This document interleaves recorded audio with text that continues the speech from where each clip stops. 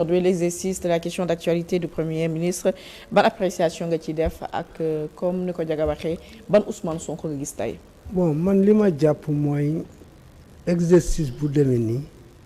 day participer à la respiration démocratique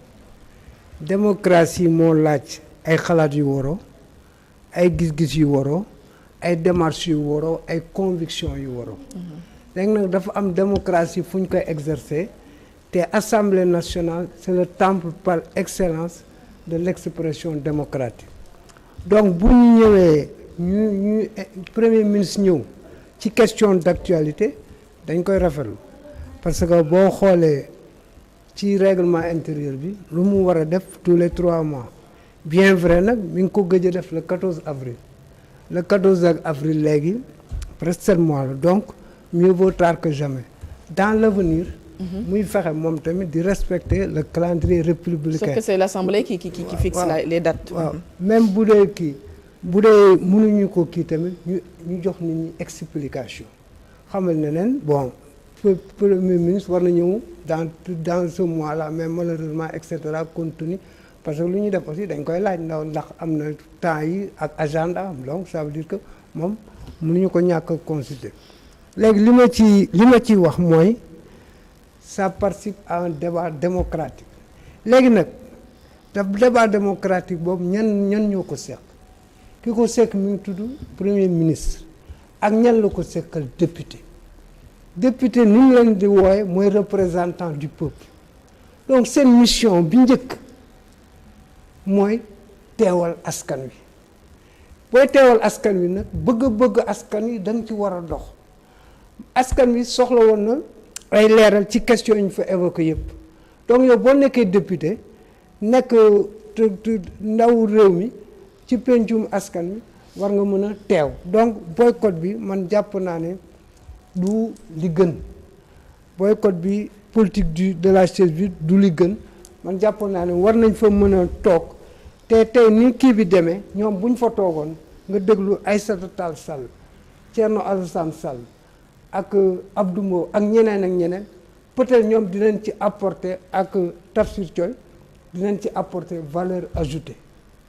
donc ça veut dire que seen présence man ci ñi jàpp ne waroon nañ fa ne buñ ko deful aussi ils ont posé un acte politique mais acte politique bi ñu posé woon nañ ko le 14 avril bi passé te amul benn impact. Exactement. Donc ça veut dire que léegi nag par rapport au déroulement ak léegi bon Ousmane Sonko premier ministre gis naa ne tey il a été très serein contrairement nag à ses habitudes yoo xam ni parce que tey moom il s'est vêtu du manteau de PM premier ministre tey moom il s'est départi de son manteau de président de Pastef à l'Assemblée nationale parce que dédoublement boobu moo doon problème yenn saa yi day mel ni da ngay jàpp ne Ousmane Sonko premier ministre mooy wax yenn saa yi da ngay jàpp ne président kii mooy wax yenn saa yi da ngay jàpp ne c'est le citoyen lambda qui parle donc tey daal gis nañu wax dëgg yàlla sur ce plan là gis nañ ci ay amélioration yoo xam ne dañ koy rafetlu léegi nag wax na ci question yu am solo très kii am na yu mu ci évoqué léegi wax na par de ces relations entre lui et le président de la République moom ci lu mu ñu xamal mooy wax dëgg yàlla xaama lire la phrase bi sax nee na il y avait un besoin de clarification aujourd'hui tout est devenu clair waaw moom nee na phrase boobu rek waaw ça veut tout dire nee na dañu waroon leeral dañu amoon soxla leeral te leeral et puis nee na moom ñoom tamit amul leen ci digganteeg seen diggante nee na ñoom ñooy lekkandoo ñoom ils sont toujours ensemble tout ça mais en tout cas ñun loolu ñu gënal loolu la ñu ñaan parce que ñoom seen réeroo ak seen xiiroo ak seen ŋaayoo dafay impacter ci sunu dund parce que un corps quand la tête a des problèmes ça agit sur le reste du corps donc ça veut dire que ñun ñaanuñu yàlla ñu kii li ñu gënal mooy ñu dem dans l'unité ensuite relever les défis qui nous assaillent et qui sont très immenses défis dafa bari te léegi le vrai combat pour man jàpp naa ne c'est le combat pour faire face aux difficultés des Sénégalais ces Sénégalais là qui ont perdu en confiance en leur présent